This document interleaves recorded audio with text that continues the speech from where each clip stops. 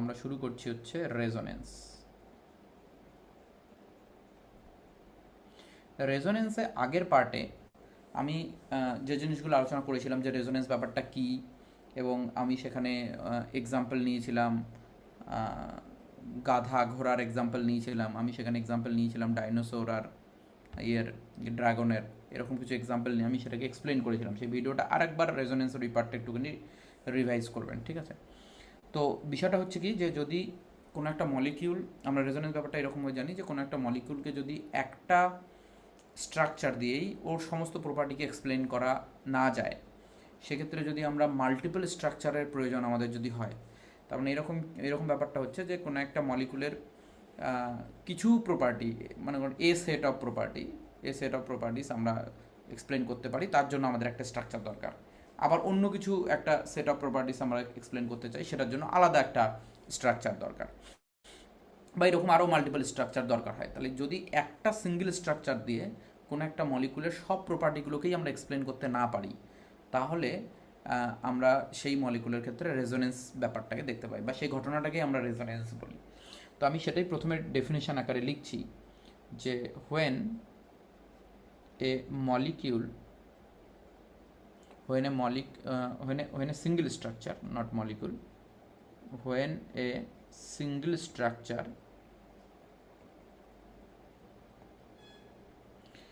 cannot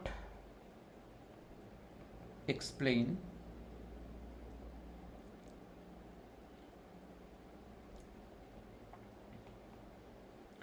all the properties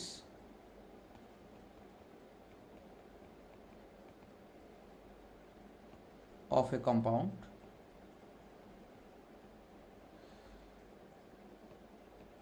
more than one structure required,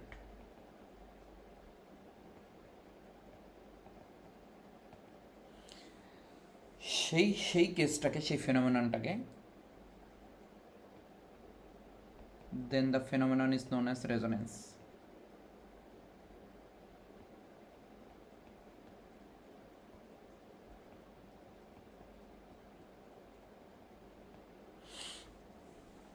এবং যে স্ট্রাকচারগুলোকে আমরা নেব, সেই স্ট্রাকচারগুলোকে আমরা কি বলেছিলাম? আমরা সেই স্ট্রাকচারগুলোকে বলেছিলাম রেজোনেটিং স্ট্রাকচার। আমরা সংক্ষেপে লিখেছিলাম আরএস, বা আমরা এটাকে কি বলেছিলাম? আমরা বলেছিলাম ক্যানোনিক্যাল স্ট্রাকচার।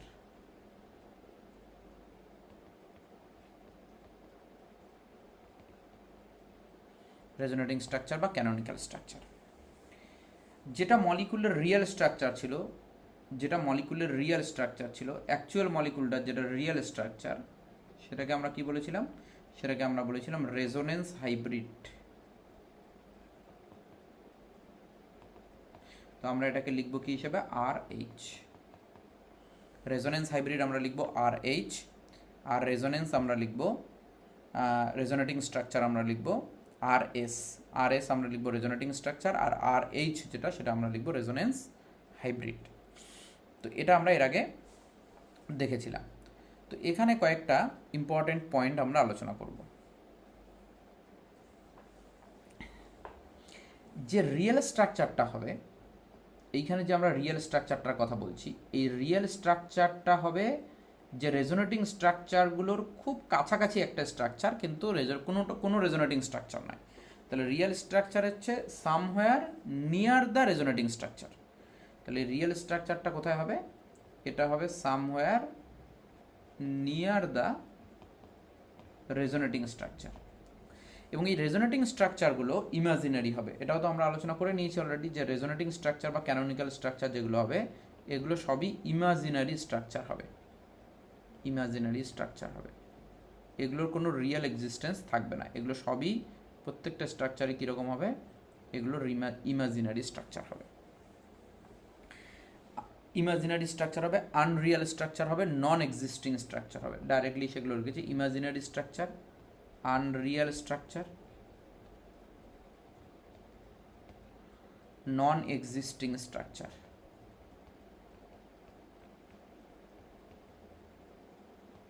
কোনগুলো? এই ক্যানোনিক্যাল ফর্ম যেগুলো আমরা পাবো, সেগুলো imaginary, Unreal and non existing structure হবে। এবং এই যেটা রিয়েল স্ট্রাকচার, এই রিয়েল স্ট্রাকচার যেটা হবে এইটার আমরা পেপার প্রেজেন্টেশন করতে পারবো না। মানে যেগুলো ইমাজিনারি স্ট্রাকচার সেগুলো হচ্ছে just paper presentation of the molecule. তো আমরা কি বলতে চাইছি যে এগুলো হচ্ছে just the paper presentation of the molecule. Paper presentation, আমি সবগুলো এক্সপ্লেন করছি ব্যাপারটা, of the molecule. Paper presentation of the molecule বলতে আমি কি বোঝাতে চাইছি, যে ধরুন আমি বলছি যে বেঞ্জিন, যে বেঞ্জিনে বলে বেঞ্জিনের স্ট্রাকচার, কাউকে যদি বলি বেঞ্জিনের স্ট্রাকচার বানাতে, সে কী করবে, সে বেঞ্জিনের এরকম একটা স্ট্রাকচার বানাবে, তাহলে এটা বেঞ্জিনের স্ট্রাকচার। কিন্তু আদৌ কি এটা বেঞ্জিনের structure? Answer is no, this is not the real structure of benzene.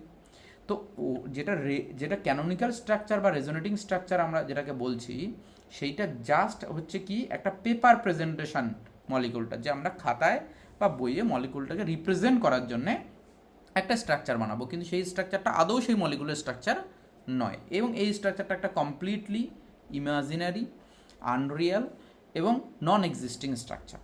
এটার সাথে মলিকুলের কোনো আমাদের কি নেই, কোনো সম্পর্ক নেই, মলিকুলের নেই, কারণ মলিকুলের কিছু প্রপার্টি শুধু এই স্ট্রাকচারটা এক্সপ্লেন করতে পারবে, সবগুলো প্রপার্টি এই স্ট্রাকচারটা এক্সপ্লেন করতে পারবে না। তো যখন বেঞ্জিনের কথা আসছিল, তো বেঞ্জিনের তো মলিকুলার ফর্মুলা হচ্ছে কি C6H6। তাহলে এই মলিকুলার ফর্মুলার বিভিন্ন ধরনের মোর দ্যান 400 স্ট্রাকচার, ডিফারেন্ট স্ট্রাকচারকে বোঝানো হয়েছে, দেখানো হয়েছিল যে এটা মলিকুলার বেঞ্জিনের স্ট্রাকচার হতে পারে বা এটা বেঞ্জিনের স্ট্রাকচার হতে পারে। তো তার মধ্যে দুটো স্ট্রাকচার খুব ইম্পর্টেন্ট, সেটা একটা হচ্ছে দেওয়ার বলে একজন সায়েন্টিস্ট ছিলেন, দেওয়ার। তো তিনি বেঞ্জিনের কিছু স্ট্রাকচার দিয়েছিলেন যেগুলোকে আমরা দেওয়ার বেঞ্জিন বলছি। তো দেওয়ার বেঞ্জিনটা তিনি দিয়েছিলেন হচ্ছে, তিনি বলেছিলেন যে বেঞ্জিনের স্ট্রাকচারটা এরকম হবে আর এইখানে একটা সিঙ্গেল বন্ড থাকবে, এরকম একটা স্ট্রাকচার তিনি দিয়েছিলেন। বা তিনি তো তিনটে স্ট্রাকচারের কথা বলছিলেন যে বেঞ্জিনের, তাহলে একটা হচ্ছে এটা, একটা হচ্ছে এটা, আর একটা হচ্ছে এটা। এই তিনটে স্ট্রাকচারের কথা বেঞ্জিনের দেওয়ার বলছিলেন, যে বেঞ্জিনের এই তিনটে C6H6 মলিকুলার ফর্মুলা সেমই থাকবে। সো এই তিনটে স্ট্রাকচারের মধ্যে কোনো একটা বেঞ্জিনের স্ট্রাকচার হতে পারে। কিন্তু পরবর্তীকালে দেখা গেছে যে না, এগুলো কোনোটাই বেঞ্জিনের স্ট্রাকচার নয়, কারণ এই দুটো কার্বনের মধ্যে ডিস্টেন্সটা এতটা বেশি যে এদের মধ্যে সিঙ্গেল বন্ড তৈরি করা পসিবলই নয়। মানে এই দুটো কার্বনের মধ্যে ডিস্টেন্সটা, এই দুটোর মধ্যে সিঙ্গেল বন্ড বানানো ইম্পসিবল। এই ডিস্টেন্সটা অনেকটাই বেশি এই দুটো কার্বনের মধ্যে, তাদের মধ্যে সিঙ্গেল বন্ড থাকতেই পারে না। তো ওই জন্য এই তিনটে স্ট্রাকচারকে, দেওয়ার বেঞ্জিনের যে তিনটে স্ট্রাকচার প্রথমে দেওয়া হয়েছিল, এই তিনটে স্ট্রাকচারকে আমরা বাদ দিয়ে দিয়েছি, যে এই তিনটে স্ট্রাকচার কারোর কোনোটাই বেঞ্জিনের স্ট্রাকচার হতে পারে না। পরবর্তীকালে বেঞ্জিনের স্ট্রাকচার যেটা দিয়েছিলেন সেটা হচ্ছে কেকুলে দিয়েছিলেন বেঞ্জিনের স্ট্রাকচার, সেটাকে আমরা কেকুলে স্ট্রাকচারও বলি। তাহলে কেকুলে বেঞ্জিনের ক্ষেত্রে কি বলেছিলেন সে কথাটা একটু ভালো করে শুনবেন, যে কেকুলের বক্তব্য ছিল যে বেঞ্জিন, এই স্ট্রাকচারটা বেঞ্জিনের, অ্যান্ড অর এই কথাটা ভালো করে বলতে, অ্যান্ড অর এটা। কেকুলের বক্তব্য ছিল যে বেঞ্জিন হয় প্রথম স্ট্রাকচারটা বেঞ্জিন, অথবা দ্বিতীয়টা, অথবা দুটোই বেঞ্জিনের স্ট্রাকচার, যে এই 1 নম্বর আর 2 নম্বর দুটোই বেঞ্জিনের স্ট্রাকচার, অথবা এর মধ্যে কোনো একটা বেঞ্জিনের স্ট্রাকচার। তো এইটা কেকুলে বলেছিলেন। কিন্তু কেকুলের কথাটাও পরবর্তীকালে আমরা দেখেছি যে কেকুলের যে বক্তব্যটা ছিল যে বেঞ্জিন এই দুটো স্ট্রাকচারের মধ্যে কোনো একটা বেঞ্জিনের স্ট্রাকচার হবে, সেটাও কিন্তু পরবর্তীকালে আমরা বাদ দিয়ে দিয়েছিলাম মানে বেঞ্জিনের স্ট্রাকচার হিসেবে, সেটাও আমরা কনসিডার করছি না। তাহলে এই দুটোই হচ্ছে ইমাজিনারি। তো অ্যাকচুয়ালি বেঞ্জিনের যদি আমরা কেকুলের স্ট্রাকচারকে কনসিডার করি যে না ঠিক আছে, কেকুলের এই দুটো স্ট্রাকচারের মধ্যে কোনো একটা স্ট্রাকচার বেঞ্জিনের কারেক্ট, তাহলে এখানে আমরা কি দেখতে পাচ্ছি যে 3টে কার্বন কার্বন সিঙ্গেল বন্ড আছে আর 3টে কার্বন কার্বন ডাবল বন্ড আছে। তো কার্বন কার্বন সিঙ্গেল বন্ডের যেটা লেন্থ হয় সেটা হয় 1.54 আংস্ট্রম, আর যেটা কার্বন কার্বন ডাবল বন্ডের লেন্থ হয় সেটা হয় 1434 আংস্ট্রম। তাহলে বেঞ্জিনের যদি আমি এই দুটো স্ট্রাকচারের মধ্যে কোনো একটা স্ট্রাকচারকে যদি আমি সঠিক মনে করতাম, কারেক্ট মনে করতাম, তাহলে আমার 2 ধরনের বন্ড লেন্থ পাওয়ার কথা ছিল। কিন্তু আমরা আলটিমেটলি দেখতে পাই যে বেঞ্জিনের ক্ষেত্রে বন্ড লেন্থটা হচ্ছে ইউনিফর্ম বন্ড লেন্থ। তাহলে uniform carbon carbon bond length, যে বন্ড লেন্থটা 1.39 আংস্ট্রম। তার মানে এটা ডাবল বন্ড আর সিঙ্গেল বন্ডের মাঝামাঝি কোনো একটা বন্ড আমরা পাচ্ছি। তাহলে এই যে এই স্ট্রাকচারটাকেও তাহলে আমরা সঠিক স্ট্রাকচার বলতে পারছি না। যদি এটাকে আমি সঠিক স্ট্রাকচার ধরতাম তাহলে আমার এইরকম বন্ড, দুটো আলাদা আলাদা বন্ড লেন্থ আসার কথা ছিল, বা এই স্ট্রাকচারটাকে যদি আমি সঠিক স্ট্রাকচার ধরতাম তাহলে দুটো আলাদা আলাদা বন্ড লেন্থ আসার কথা ছিল। কিন্তু আমরা দেখতে পাচ্ছি যে কার্বনের বন্ড লেন্থ, সেই প্রত্যেকটা কার্বন বন্ড লেন্থ বেঞ্জিনের ক্ষেত্রে সমান। এইটা আমরা কোথা থেকে পেলাম? এইটা আমরা পেলাম এক্সপেরিমেন্টাল। তাহলে এই যে ডেটাগুলো, এই ডেটাগুলো হচ্ছে আমাদের এক্সপেরিমেন্টাল। এখানে যেগুলো আমি লিখছি সেগুলো হচ্ছে এক্সপেরিমেন্টাল ডেটা। এক্সপেরিমেন্টাল ডেটা থেকে আমি এগুলো এখানে লিখছি এই দিকটায়। আর এই দিকটাতে আমি যেগুলো লিখবো সেগুলো হচ্ছে যে যদি আমরা এই দুটো স্ট্রাকচারের মধ্যে কোনো একটা স্ট্রাকচারকে সঠিক স্ট্রাকচার হিসেবে, বেঞ্জিনের সঠিক স্ট্রাকচার হিসেবে যদি আমরা কনসিডার করতাম তাহলে কী হতো।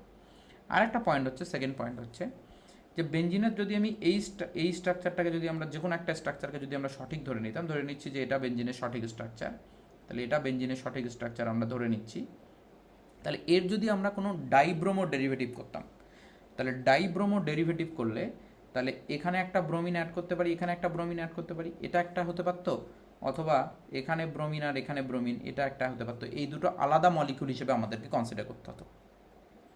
যদি আমরা এই দুটোর মধ্যে কোনো একটা বেঞ্জিনের স্ট্রাকচারকে সঠিক স্ট্রাকচার ভাবতাম, তাহলে এই দুটো মলিকুল আমাদের ডাইব্রোমো বা 1-2 ডেরিভেটিভ যদি আমরা বেঞ্জিনে বানাতাম তাহলে দুটো ডেরিভেটিভ পাওয়া যেত। কারণ এই দুটো গ্রুপের মধ্যে ডাবল বন্ড থাকতে পারে আর দুটো গ্রুপের মধ্যে সিঙ্গেল বন্ড থাকতে পারে, তাহলে এটা দুটো আলাদা মলিকুল হিসেবে কনসিডার করা হতো। কিন্তু বাস্তবে কি? বাস্তবে হচ্ছে একটাই টাইপ অফ 1-2 ডেরিভেটিভ পাওয়া যায়।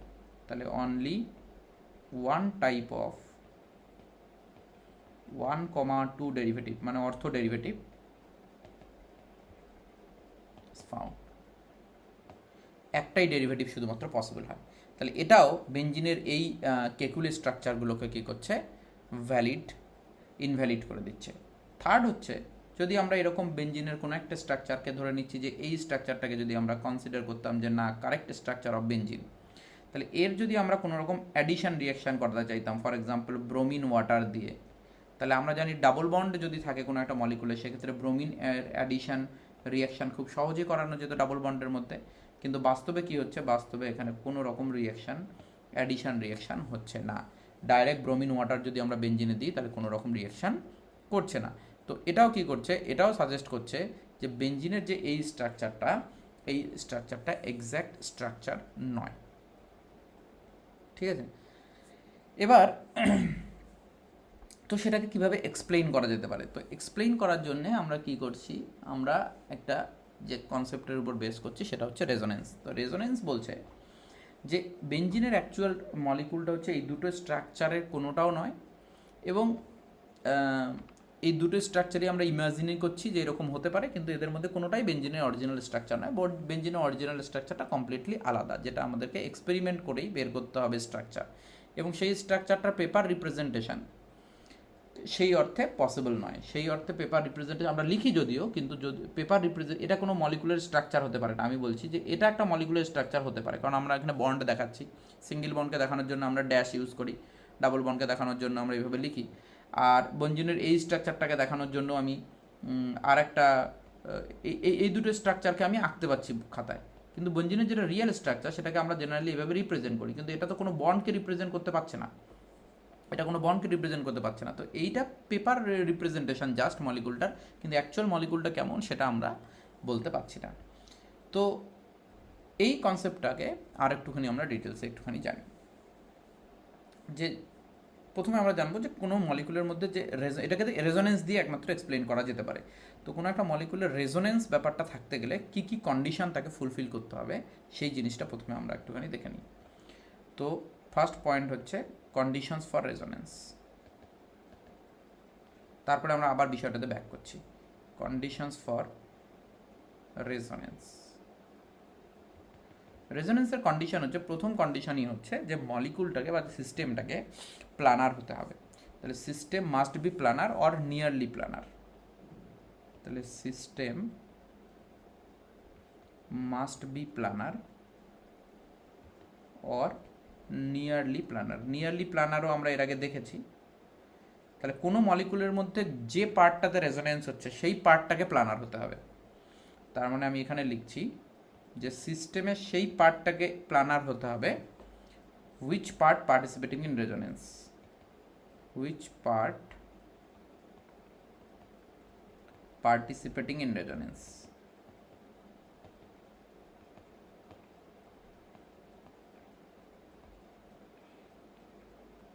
সেই সিস্টেমের সেই পার্টটাকে কী হতে হবে, প্ল্যানার হতে হবে। পুরো মলিকুলটা প্ল্যানার না হলেও চলবে, কিন্তু যে পার্টটা রেজোনেন্সে পার্টিসিপেট করছে সেই পার্টটাকে প্ল্যানার হতে হবে। সেকেন্ড পয়েন্ট যেটা হচ্ছে যে সিস্টেমটাকে কনজুগেটেড হতে হবে। তো system must B conjugated, system must B conjugated. এবং এর আগের আমরা লেকচারের সময় কি কনজুগেটেড সিস্টেম কী জিনিস এইটা নিয়ে কিন্তু আমি ডিটেলসে আলোচনা করেছিলাম। তো সেখান থেকে কনজুগেটেড সিস্টেম ওই জিনিসটা একবার দেখে নেবেন যে কনজুগেটেড সিস্টেম কোনটাকে বলছিলাম আমরা একটুখানি। আগে রেজোনেন্সের ভিডিওটা দেখলে সেখানে কনজুগেটেড সিস্টেম দিয়েই শুরু হয়েছিল, যে কাকে কনজুগেটেড সিস্টেম বলি। প্যারালাল পি অরবিটাল থাকতে হবে, পিজেড অরবিটাল প্যারালাল থাকতে হবে। কনজুগেটেড সিস্টেম হচ্ছে পাই সিগমা পাই, এদেরকে কনজুগেটেড সিস্টেম বলা হয়েছিল। তো সেরকম কনজুগেটেড সিস্টেম থাকতে হবে, তবেই মলিকুলটা কী হবে, রেজোনেন্সে পার্টিসিপেট করতে হবে। তাহলে এই কনজুগেটেড কোনটা সেটা হচ্ছে প্রিভিয়াস ভিডিও থেকে একবার দেখে নিতে হবে যে কনজুগেটেড সিস্টেম। ঠিক আছে, আমরা এখানে অন্য কনসেপ্টের দিকে যাচ্ছি। এই বিষয়গুলো আমাদের জানা আছে যে কোনটা কনজুগেটেড সিস্টেম, কোনটা কি, এগুলো আমরা জানি। তো এখানে আমরা যে বিষয়টা আলোচনা করব সেটা হচ্ছে যে রেজোনেন্সের ক্ষেত্রে শুধুমাত্র তো কনজুগেটেড সিস্টেম থাকলেই হবে না। তো কনজুগেটেড সিস্টেমের সাথে, এক মিনিট, যে স্ট্রাকচারগুলো পাবো আমরা, এই 1 নম্বর স্ট্রাকচার, 2 নম্বর স্ট্রাকচার, যেগুলোকে আমরা রেজোনেটিং স্ট্রাকচার বলছি, এই রেজোনেটিং স্ট্রাকচারগুলোর এনার্জি ডিফারেন্স, মানে একটা রেজোনেটিং স্ট্রাকচার থেকে অন্য একটা রেজোনেটিং স্ট্রাকচারে এনার্জি ডিফারেন্স এতটাই কম হবে যে এদেরকে আলাদাভাবে ডিস্টিংগুইশ করা যাবে না যে এই স্ট্রাকচারটা আলাদা, এই স্ট্রাকচারটা আলাদা।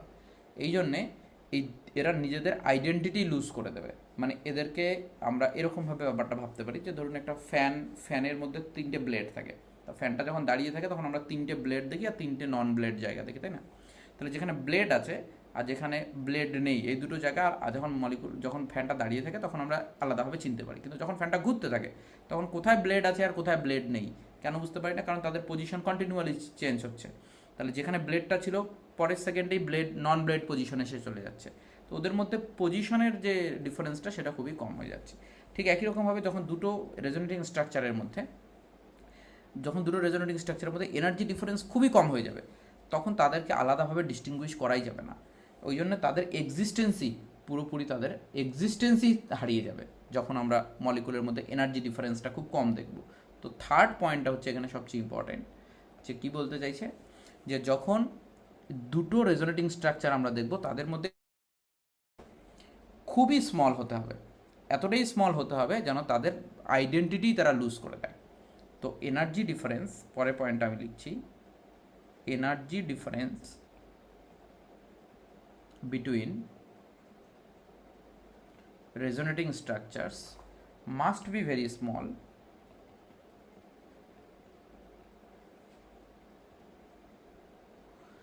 that so small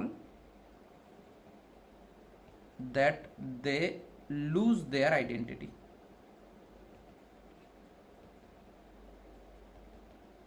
তারা যেন তাদের আইডেন্টিটিকে পুরো লুজ করে দেয়। এবং এইটার উপর বেস করে, এই পয়েন্টের উপর বেস করে আমি বাকি জায়গাগুলোকে এক্সপ্লেন করতে পারছি। কীরকমভাবে? 4 নম্বর পয়েন্টে আমরা এটা অবশ্যই জানি যে রেজোনেটিং স্ট্রাকচার যখন আমরা বানাবো তখন অ্যাটমের পজিশন শিফট করা যায় না। মানে অ্যাটমিক অ্যারেঞ্জমেন্টটা কী থাকতে হবে? সেম থাকতে হবে সব আরএসে। কেন? কারণ যখনই আমি অ্যাটমের অ্যারেঞ্জমেন্ট চেঞ্জ করব তাদের মধ্যে এনার্জি ডিফারেন্সটা অনেকটা বেশি হয়ে যাবে, আর এনার্জি ডিফারেন্স অনেকটা বেশি হয়ে গেলে তারা রেজোনেটিং স্ট্রাকচার হতে পারবে না। তাহলে শুধু এই পয়েন্টটাকেই বেস করে বাকি সমস্ত পয়েন্টগুলো কিন্তু তৈরি হয়ে যাবে। কি? তাহলে সেকেন্ড পয়েন্ট হচ্ছে কি, যে atomic arrangement in all resonating structures must be same,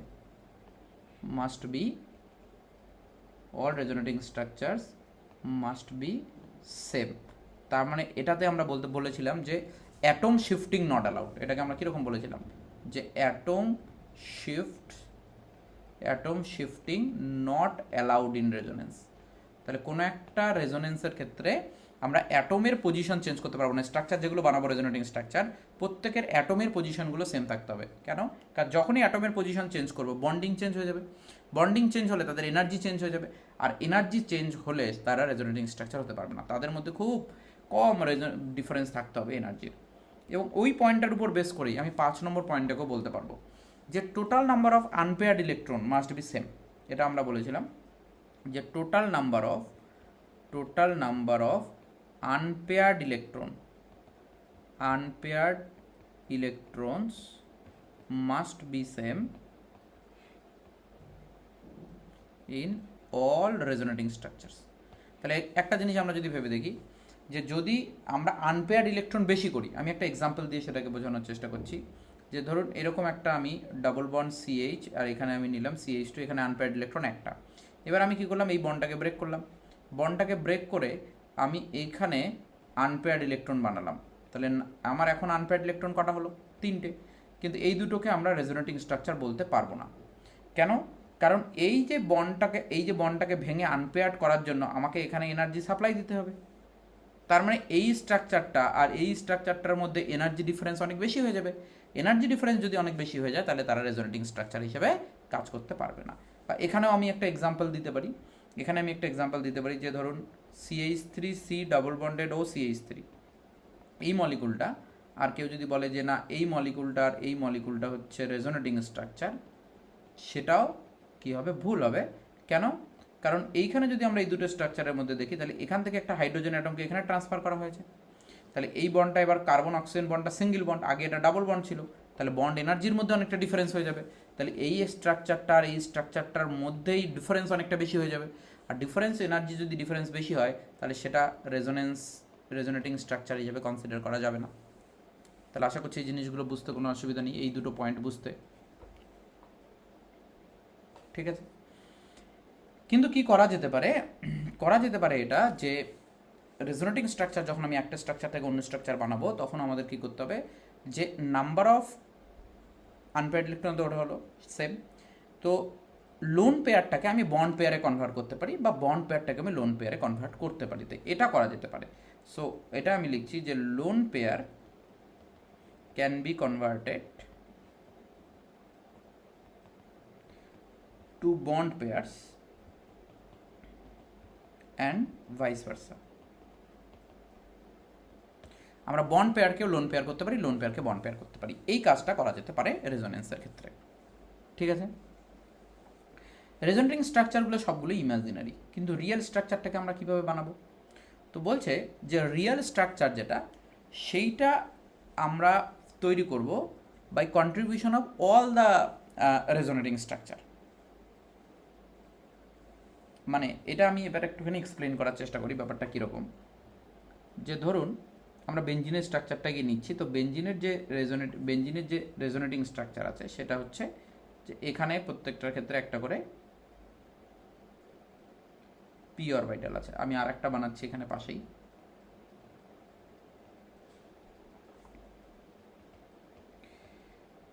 এই জিনিসটাও নতুন আমি বলছি, এটা একটুখানি শুনুন তাহলে এই জিনিসটা আরও ক্লিয়ার হবে।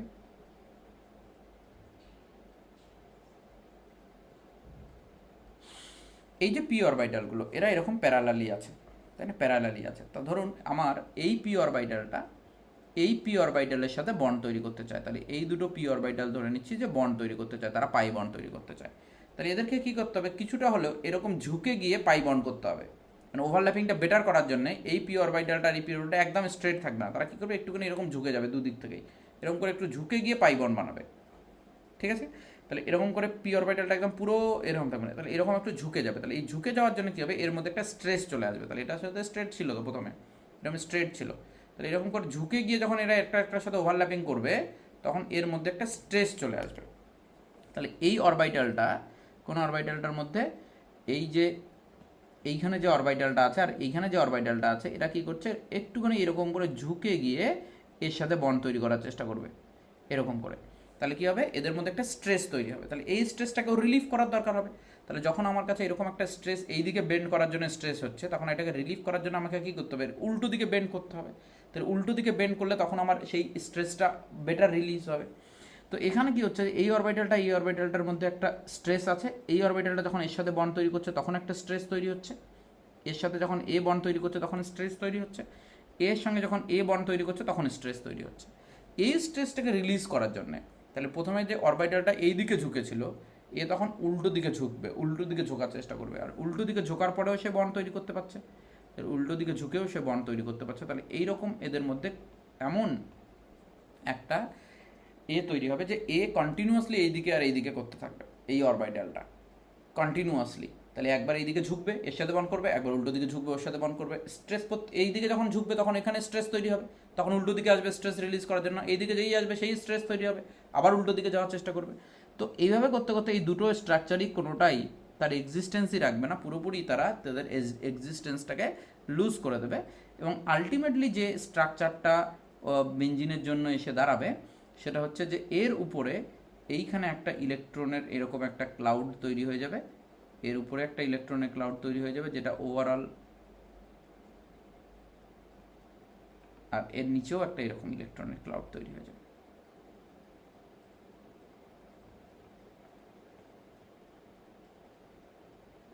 বেঞ্জিন রিংটার ওই প্রত্যেকটা পি অরবিটালের আর ইন্ডিভিজুয়াল এক্সিস্টেন্সই আর থাকবে না। তো এটাই বলতে চাইছে যে যেটা আর এইচ, এই আর এইচটা তৈরি হয় আর এসের কন্ট্রিবিউশন থেকে, ঠিক আছে? এই আর এসগুলোর থেকেই, আর এসের কন্ট্রিবিউশন থেকে, আর এসগুলোই আর এইচের উপরে একটা কন্ট্রিবিউশন রাখে। তো এটা কী জন্য হয়? স্ট্রেসটাকে রিলিফ করার জন্য মেইনলি, যে ওই মলিকুলের মধ্যে যে স্ট্রাকচারটা আমরা এখানে বানাচ্ছি আর এসের, এই স্ট্রাকচারটার মধ্যে কোনো রকম স্ট্রেস থাকবে, এবং সেটাকে রিলিজ করার জন্যই সে নতুন একটা স্ট্রাকচার তৈরি করার চেষ্টা করবে, বা সেটাকে এক্সপ্লেন করতে গেলে আরেকটা নতুন স্ট্রাকচার আমাকে বানাতে হবে। তো ওই জন্যে মলিকুলের মধ্যে যে আমরা এই জিনিসটাকে আমরা দেখতে পাবো। ওকে, এইবার যেটা আরএইচ তৈরি হবে, এই আরএইচের এনার্জিটা যে কোনো রেজোনেটিং স্ট্রাকচারের থেকে কম হবে। ওকে, তাহলে আমি এই পয়েন্টটা লিখছি এখানে, যে RH is formed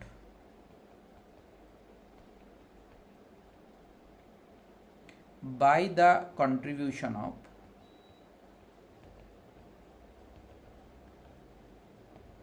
all the RS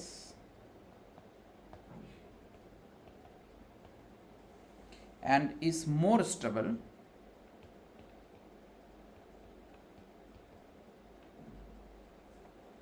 than any RS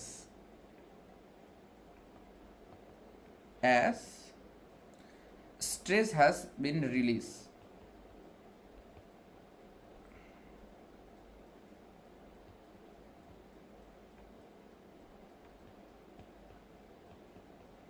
তাহলে আমরা কি করছি, যে আরএস এর মধ্যে কোনো না কোনো একটা প্রবলেম আছে, স্ট্রেস আছে, যে যেটা বেঞ্জিনের ক্ষেত্রে কি হচ্ছে, যে এই পি অরবিটাল পিজেড অরবিটালটার বেন্ডিং, এই স্ট্রেসটার জন্য কিন্তু আমরা আরএইচটাকে পাচ্ছি।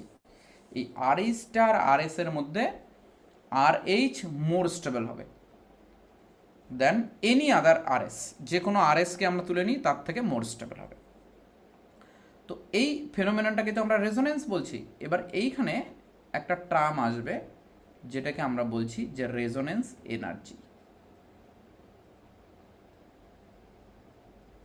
রেজোনেন্স এনার্জি, এবার এই জিনিসটা একটুখানি ভালো করে বোঝার চেষ্টা করুন, কারণ কোশ্চেন এখান থেকে আসতে পারে রেজোনেন্স এনার্জি থেকে, এবং এটার অনেক মিসকনসেপশন আছে রেজোনেন্স এনার্জি নিয়ে। রেজোনেন্স এনার্জি হচ্ছে যে এই যতগুলো কোনো একটা মলিকুলের যতগুলো আরএস হবে, হতে পারে যে সবগুলো আরএসের স্টেবিলিটি সমান নয়, তো ওর মধ্যে যে রেজোনেটিং স্ট্রাকচারটার স্টেবিলিটি সবচেয়ে বেশি, তার মানে যেটা মোস্ট স্টেবল রেজোনেটিং স্ট্রাকচার, তার এনার্জি। তো আমরা কি নেব? আমরা নেব হচ্ছে যে energy of most stable RS, more stable resonating structure, আর মাইনাস করতে হবে এনার্জি অফ রিয়েল হাইব্রিড বা রেজোনেন্স হাইব্রিড। তো রেজোনেন্স হাইব্রিডের যেটা এনার্জি আর মোস্ট স্টেবল রেজোনেটিং স্ট্রাকচারের যে এনার্জি, ওই এনার্জি দুটোর মধ্যে যে ডিফারেন্স সেটা হচ্ছে রেজোনেন্স এনার্জি। এবার এইখানে একটা ইন্টারেস্টিং ব্যাপার, এইগুলো তো ইমাজিনারি, তাহলে আমি তার এনার্জি কি করে পাবো? একটা মলিকুল ইমাজিনারি, তার এনার্জি আমি কি করে করব, কি করে বের করব? কি মনে হয় আপনাদের যে রেজোনেটিং স্ট্রাকচার যেগুলো আছে সেগুলো তো ইমাজিনারি, তাদের তো রিয়েল এক্সিস্টেন্স নেই, তাহলে তার আমি কিভাবে এনার্জিটা পেয়ে যাব? আর এস এর এনার্জি আমি কোত্থেকে পাবো? যখন আমি রেজোনেন্স এনার্জি কোনো একটা মলিকুলের ক্যালকুলেট করব, তাহলে সেই রেজোনেন্স এনার্জিটা আমাকে নিতে হবে energy of the most stable RS. আর একটু আগে আলোচনা করলাম আমরা যে আরএস যে ব্যাপারটা, রেজোনেটিং স্ট্রাকচার যে ব্যাপারটা, সেটা ইমাজিনারি, তাহলে তার এনার্জি আমরা কি করে বের করবো তাহলে?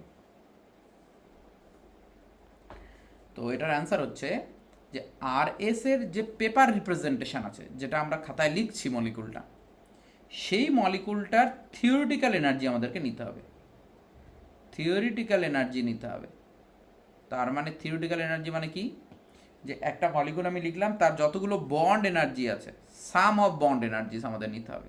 তাহলে থিওরিটিক্যাল এনার্জিটা কোনটা? যে এই মলিকুলটার সাম অফ বন্ড এনার্জিস নিতে হবে। কীরকম ব্যাপারটা আমি আর একটু ভালো করে বুঝিয়ে দিই।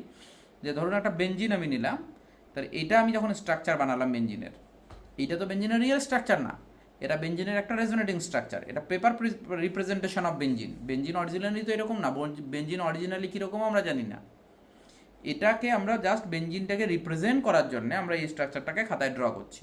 তো যখন আমরা খাতায় ড্র করব তখন আমাদের এখানে অনেকগুলো বন্ড আমাদেরকে বানাতে হবে। তাহলে এই বন্ডগুলো আমরা বানাচ্ছি যে এখানে 6টা কার্বন হাইড্রোজেন বন্ড আছে, 6টা কার্বন কার্বন সিঙ্গেল বন্ড আছে, 6টা কার্বন কার্বন ডাবল বন্ড আছে। তো এই প্রত্যেকটা বন্ড এনার্জিকে যদি আমি যোগ করি, তাহলে এটার একটা এনার্জি পাওয়া যাবে। এই প্রত্যেকটা বন্ড এনার্জি যোগ করার পর যে এনার্জিটা পাবো, সেই এনার্জিটাই হচ্ছে আমাদের energy of the resonating structure. সেই রেজোনেটিং স্ট্রাকচারের এনার্জিটাকে আমাকে নিতে হবে।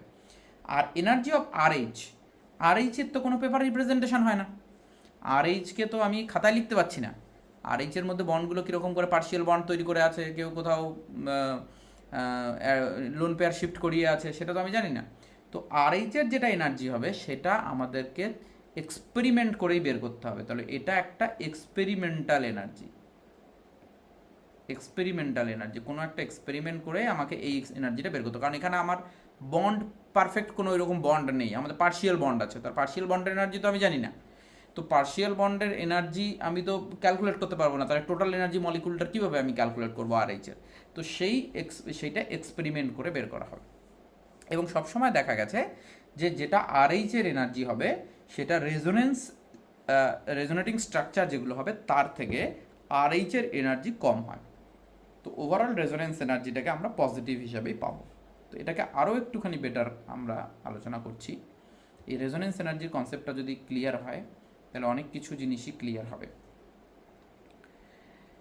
রেজোনেন্স এনার্জি টার্মটা এটাকে আমরা এভাবেও লিখি, আর ই বলে লিখি। হ্যাঁ, রেজোনেন্স এনার্জি ইন শর্ট আমরা লিখব আর ই, হ্যাঁ না, রেজোনেন্স এনার্জি। তো এই রেজোনেন্স এনার্জি যত বেশি হবে, ওই পার্টিকুলার মলিকুলটার স্টেবিলিটি তত বেশি হবে। এবার এখানে একটা খুব ইন্টারেস্টিং পয়েন্ট আমি আলোচনা করবো, ভালো করে একটুখানি শুনবেন। তো আমি এখানে বলছি যে হায়ার দ্য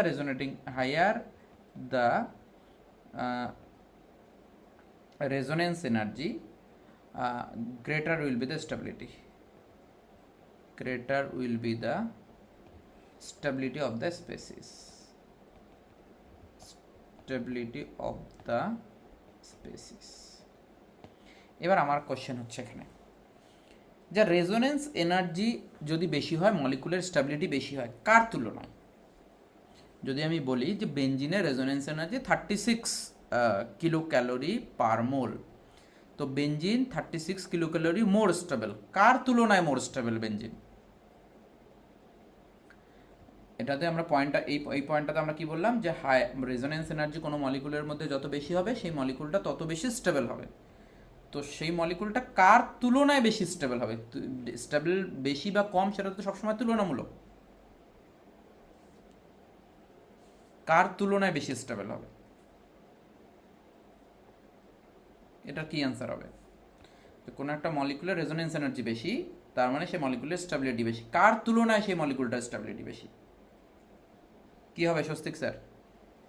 স্যার থিওরিটিক্যাল ভ্যালুগুলো বলছেন, মানে সব সাম করার পর যে ভ্যালুটা আসবে? এক্স্যাক্টলি, মানে আমরা যে পেপার রিপ্রেজেন্টেশনটা যে মলিকুলটা লিখছি, এই পেপার রিপ্রেজেন্টেশনটার থেকে মলিকুলটা বেশি স্টেবল।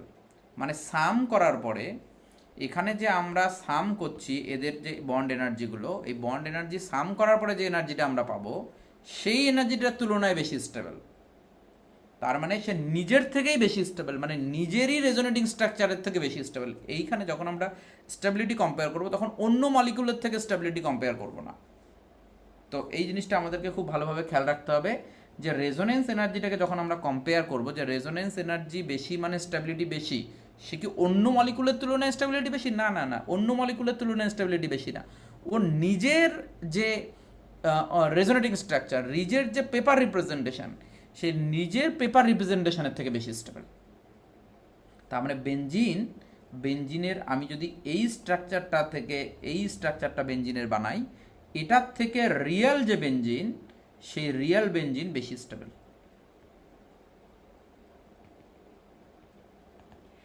এটা আমি বলতে চাইছি যে রিয়েল বেঞ্জিনের পেপার রিপ্রেজেন্টেশনের থেকে বেশি stable.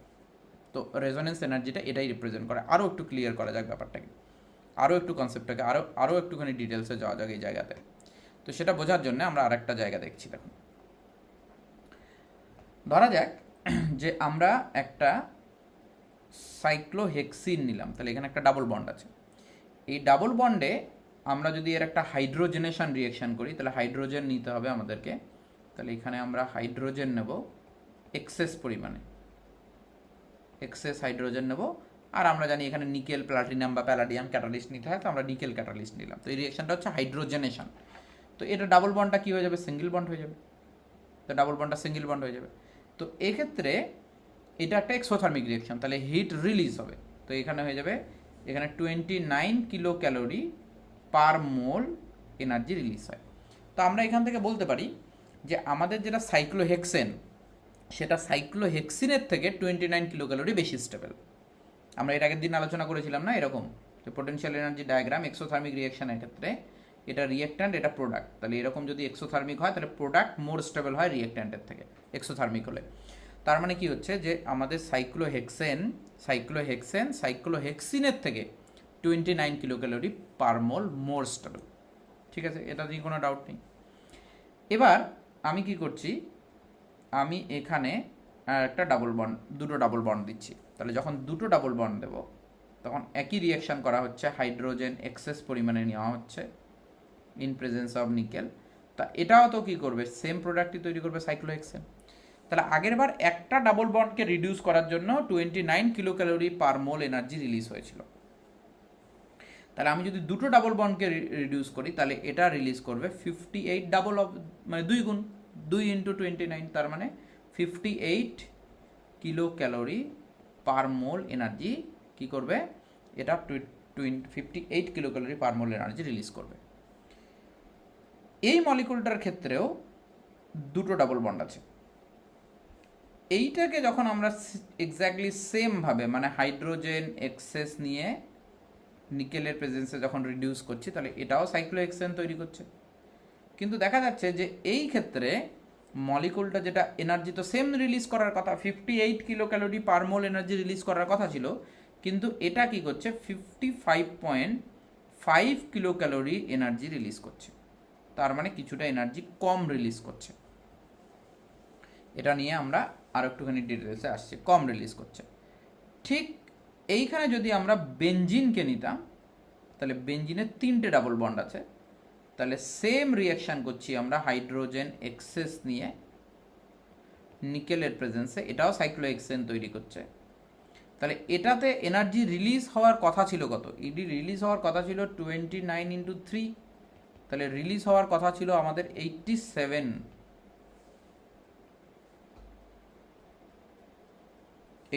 Kilo calorie energy release হওয়ার কথা ছিল, কিন্তু রিলিজ হয় only 51 kilo calorie per mole. তো কতটা কম রিলিজ হলো? তো 87 মাইনাস 51, তাহলে 36 কিলো ক্যালোরি পার মোল কম রিলিজ হলো এনার্জি। এবার এই বিষয়টাকে আর একটুখানি ক্লিয়ার করা যাক। দেখুন, তো এখানে আমি যদি বলি যে কেন 36 কিলো ক্যালোরি, তার মানে বেঞ্জিন এই এই যে স্ট্রাকচারটা আছে, এই স্ট্রাকচারটা বেঞ্জিনের 36 কিলো ক্যালোরি কম এনার্জি রিলিজ হয়। তো 36 কিলো ক্যালোরি বেঞ্জিন বেশি স্টেবল কার তুলনায়? তাহলে এইখানে আবার জিনিসটাকে আর একটুখানি ক্লিয়ার করি। দেখুন আমি জিনিসটা একটা গ্রাফ দিয়ে বোঝানোর চেষ্টা করছি। ধরুন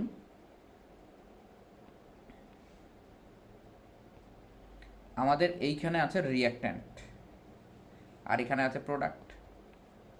তো রিঅ্যাক্ট্যান্ট আর প্রোডাক্টের মধ্যে এনার্জি ডিফারেন্সটাকে আমরা কি বলেছিলাম? এই যে রিঅ্যাক্ট্যান্টের এনার্জি আর প্রোডাক্টের এনার্জির মধ্যে এইটাই ছিল আমাদের রিঅ্যাক্ট্যান্টের ডেল্টা এইচ, হিট।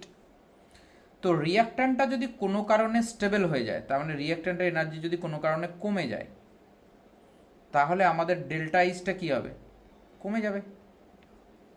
ডেল্টা এইচটা কমে যাবে। তো ডেল্টা এইচটা কমে যাবে যদি রিঅ্যাক্ট্যান্ট স্টেবল হয়। প্রোডাক্ট একই জায়গায় আছে, রিঅ্যাক্ট্যান্ট যত স্টেবল হতে থাকবে তত ডেল্টা এইচ মানে হিট যেটা হিট রিলিজ হবে সেটা কম হবে। তাহলে প্রোডাক্ট যত স্টেবল হবে, রিঅ্যাক্ট্যান্ট যত স্টেবল হবে, রিঅ্যাক্ট্যান্ট যত স্টেবল হবে, হিট অফ রিঅ্যাকশন তত কম হবে। তো এক্ষেত্রে কি হচ্ছে, যখন বেঞ্জিনকে আমরা নিচ্ছি তখন 36 কিলো ক্যালোরি হিট কম রিলিজ হচ্ছে। তার মানে বেঞ্জিন 36 কিলো ক্যালোরি বেশি স্টেবল। কার তুলনায় বেশি স্টেবল? অরিজিনালি বেঞ্জিন যা হওয়ার কথা ছিল, ধরুন এটা বেঞ্জিন হওয়ার কথা ছিল, সেই বেঞ্জিনের তুলনায় অরিজিনাল বেঞ্জিন 36 কিলো ক্যালোরি বেশি স্টেবল, যার জন্যে এইখানে 36 কিলো ক্যালোরি কম এনার্জি রিলিজ হলো। সেইটা হচ্ছে রেজোনেন্স এনার্জি। তো রেজোনেন্স এনার্জিটা কখনোই আমরা কম্পেয়ার করবো না কার সাথে? রেজোনেন্স এনার্জিটাকে আমরা কম্পেয়ার করবো না দুটো আলাদা মলিকুলের সাথে। তাহলে আমি এরকম একটা কথা যদি বলি যে একটা মলিকুলের রেজোনেন্স এনার্জি 100 আর একটা মলিকুলের রেজোনেন্স এনার্জি 30, কোন মলিকুলটা বেশি স্টেবল? একটা মলিকুলের resonance energy 100 kilo calorie per mole আর একটা মলিকুলের resonance energy 36 kilo calorie per mole. এই দুটোর মধ্যে কোনটা বেশি স্টেবল?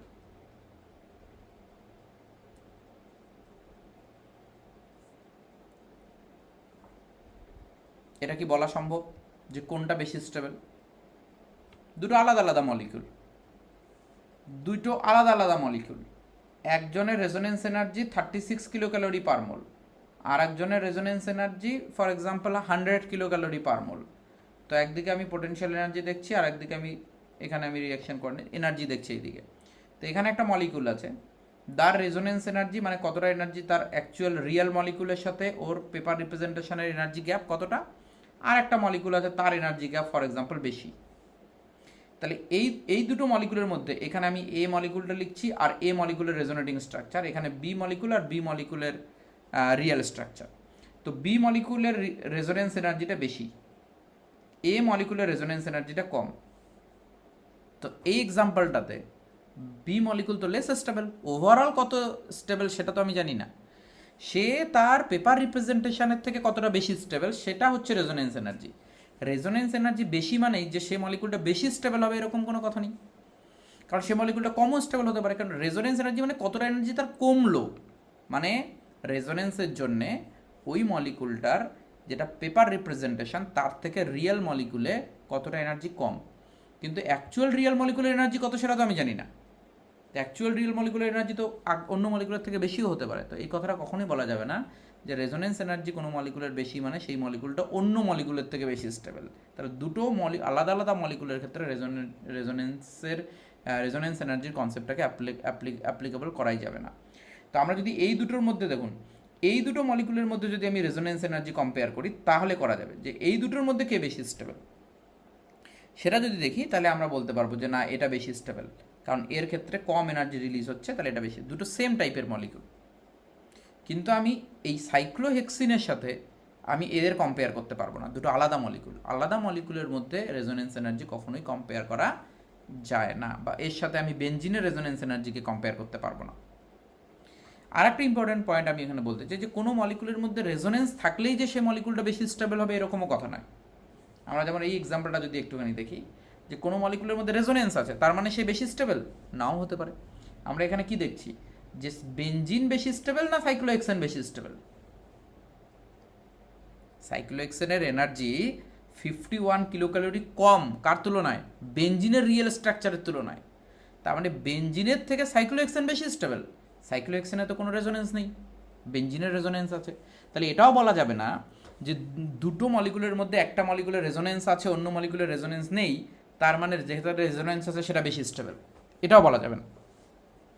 এই কনসেপ্টটা কি একদম ক্লিয়ার হয়েছে? আপনি একবার দেখুন যদি কোথাও কনফিউশন, আমাদের ধারণা এই জায়গাটাতে ভীষণ মিসকনসেপশন আমাদের আছে, যে আমরা এরকম বলে থাকি যে যেখানে রেজোনেন্স বেশি তার স্টেবিলিটি বেশি, তার মানে সে অন্য মলিকুলের থেকে স্টেবিলিটি কম। সেটা কখন?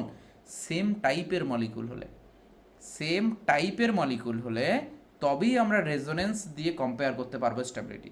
তাই বলে বেঞ্জিনে আর সাইক্লোহেক্সেনের মধ্যে আমি রেজোনেন্স দিয়ে কম্পেয়ার করতে পারবো না। আমি বলতে পারবো না যে benzene more stable than cyclohexane, wrong. সাইক্লোহেক্সেনের যখন বেঞ্জিন সাইক্লোহেক্সেনে কনভার্ট হচ্ছে 51 কিলো ক্যালোরি এনার্জি রিলিজ হচ্ছে, কে বেশি স্টেবল? প্রোডাক্টের এনার্জি কম, এনার্জি রিলিজ হয়ে যাচ্ছে, তো product more stable than the reactant. তার মানে বেঞ্জিনের থেকে সাইক্লোহেক্সেন বেশি স্টেবল, বেঞ্জিন কম স্টেবল। যদিও বেঞ্জিনের মধ্যে রেজোনেন্স আছে, অ্যারোমেটিসিটি আছে, সব আছে, তাও। স্বস্তিক স্যার? হ্যাঁ স্যার, বলছি এ আর বির ওই যে কার্ভটা টেনেছেন না, হুম ওখানে যদি আমরা কম্পারিজন করি, মানে বির রিয়েল স্ট্রাকচার হোক বা অরিজিনাল স্ট্রাকচার হোক, মানে হুম রেজোনেন্স হাইব্রিড হোক, তো হুম সবটাই তো তুলনামূলকভাবে দেখতে গেলে পোটেনশিয়াল এনার্জি বেশি। বেশি। হ্যাঁ। তার মানে আমি এটাই তো বলতে চাইছি যে কারো রেজোনেন্স এনার্জি বেশি মানেই সে বেশি স্টেবল, এরকম নাও হতে পারে, না, সেরকম নাও হতে পারে। হুম। সেটা নাও হতে পারে, সেটাই আমি বলতে চাইছি। কিন্তু আমরা সবসময় এরকম কনসেপ্ট ধরে রাখি যে রেজোনেন্স এনার্জি বেশি মানে সে বেশি স্টেবল। কার তুলনায় বেশি স্টেবল? ওর বা ওই জাতীয় মলিকুলের তুলনায় বেশি স্টেবল হতে পারে, হুম হুম হুম হুম অন্য হুম। মলিকুলের সাথে এটা আমরা কম্পেয়ার করতে পারবো না। সেটাই সেটাই। এই জিনিসটা ইম্পর্টেন্ট। যেমন আমি এই জায়গাটা এখানে বলছি যে কারোর মধ্যে রেজোনেন্স আছে, তার মানে আমি এটা বলতে পারবো না যে সে বেশি স্টেবল অন্য মলিকুলের তুলনায়। অন্য মলিকুলের তুলনায় আমি বেশি স্টেবিলিটি তখন দেখব যদি এই সেম টাইপের মলিকুল যদি হয়, যেমন এই দুটোর মধ্যে আমি কম্পেয়ার করতে পারবো রেজোনেন্স দিয়ে। দুটোতেই ডাবল বন্ড আছে, এটাতে রেজোনেন্স নেই, এটাতে রেজোনেন্স আছে, তাহলে আমি বলতে পারবো যে না এইটা বেশি স্টেবল এটার থেকে, এটা বলা যাবে। কিন্তু তাই বলে আমি যখন সাইক্লোহেক্সিন আর এই এই দুটো যখন আমি কম্পেয়ার করব এই দুটোর মধ্যে, তখন আমি বলতে পারবো না, তখন বলা যাবে না যে কে বেশি স্টেবল। তো এই জিনিসটা আমাদেরকে খেয়াল রাখতে হবে। তো এই পয়েন্টটা খুবই ইম্পর্ট্যান্ট এখানে, যে জিনিসটা আমি বললাম এটার মিসকনসেপশন আছে প্রচুর, এই জিনিসটা কিন্তু আমাদের যেন আর কোনো রকমভাবে ভুল না হয়। তাহলে এই জিনিসটা আমরা দেখলাম। এবার নেক্সট আমরা আরও কয়েকটা পয়েন্টে আসছি। ওকে, তো এটা আমরা আলোচনা করে নিলাম।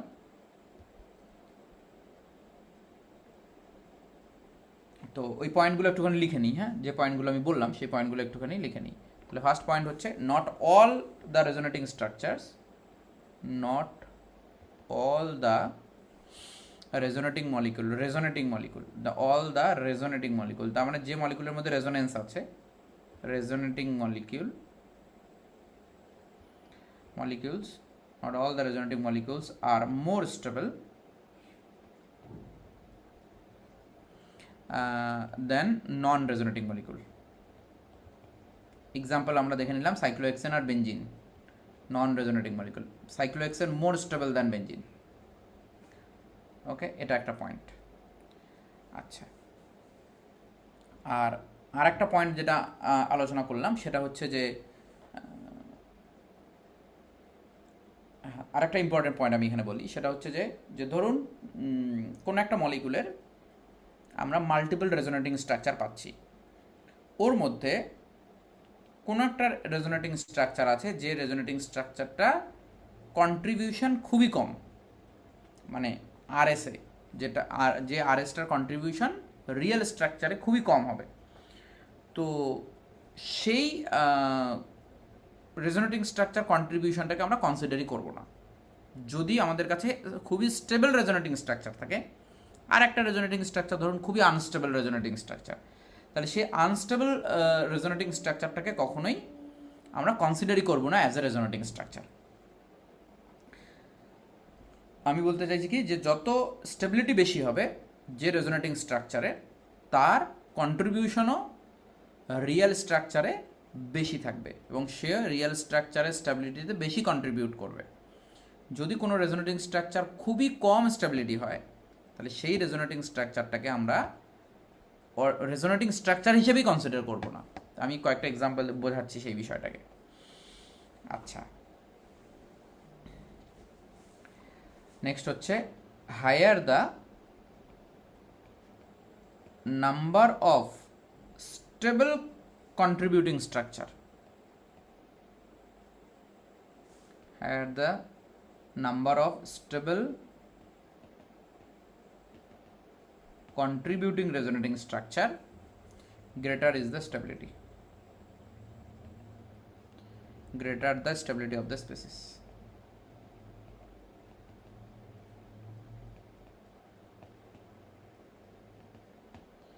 ওকে, এইখানে এই জিনিসটাকে আমি একটু আলোচনা করছি একটু পরে। আর প্রত্যেকটা রেজোনেটিং স্ট্রাকচার তারা ইকুয়ালি কন্ট্রিবিউট নাও করতে পারে রিয়েল স্ট্রাকচারে। তাহলে এই পয়েন্টটা আমি লিখে রাখি এখানে, not all the RS contribute equally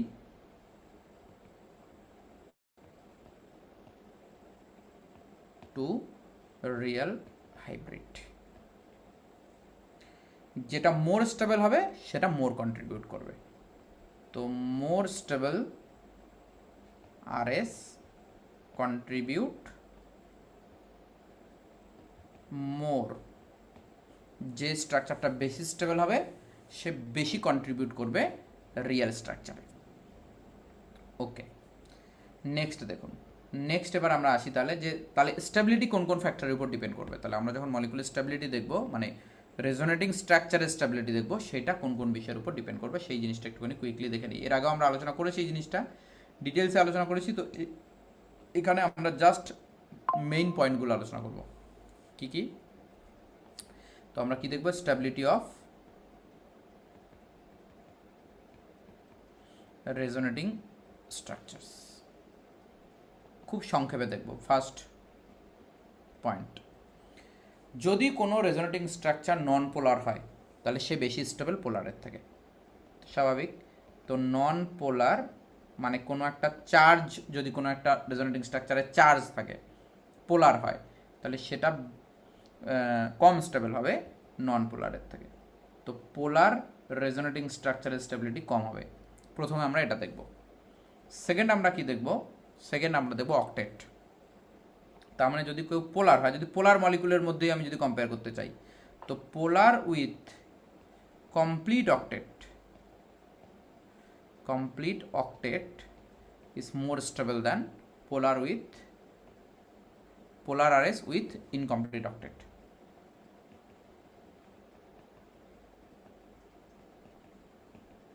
incomplete octet আমি এক্সাম্পল দিলে এই বিষয়টা আরও ক্লিয়ার হয়ে যাবে। তাহলে যদি কোনো মলিকুল পোলার হয়, তার পোলার যদি হয়, তাহলে যদি পোলার মলিকুল আমরা নিই তাহলে কম স্টেবল হবে নন পোলারের থেকে। আর যদি পোলারের মধ্যে কম্পেয়ার করি তাহলে অক্টেট রুল দেখব। তাহলে একটা পোলার মলিকুল তার অক্টেট কমপ্লিট আছে, আর একটা পোলার মলিকুল তার অক্টেট কমপ্লিট নেই, তাহলে যার অক্টেট কমপ্লিট নেই সে কম স্টেবল হবে যার অক্টেট কমপ্লিট আছে তার থেকে। থার্ড যেটা চেক করতে হবে, আচ্ছা এইটা কিন্তু বলে রাখি যে এই অর্ডারেই চেক করতে হবে। ভালো করে বলছি যে অর্ডার মাস্ট বি ফলোড। এই কথাটা ভালো করে মনে রাখবো যে আমরা যখন স্টেবিলিটি চেক করব, প্রথমে পোলার নন পোলার চেক করব, তারপরে কি চেক করব? অক্টেট রুল চেক করব, মানে অক্টেট আছে কি নেই, তারপরে সেটা চেক করব। থার্ড কি চেক করব? থার্ড চেক করব ইলেকট্রোনেগেটিভিটি। সেটা হচ্ছে যে নেগেটিভ চার্জ যদি ইলেকট্রোনেগেটিভ অ্যাটমের উপরে থাকে তাহলে সেটা মোর স্টেবল। তাহলে negative charge on electronegative atom, এইটা যদি হয় তাহলে সেটা বেশি স্টেবল হবে যদি নেগেটিভ চার্জ অন ইলেকট্রোপজিটিভ অ্যাটমের মধ্যে থাকে।